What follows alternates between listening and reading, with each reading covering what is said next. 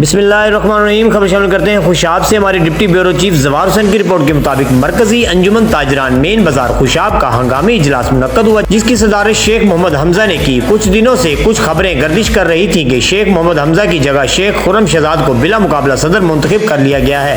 Vice chairman شیخ محمد خرم نے press conference کرتے ہوئے کہا کہ ان خبروں میں کوئی صداقت نہیں ہے۔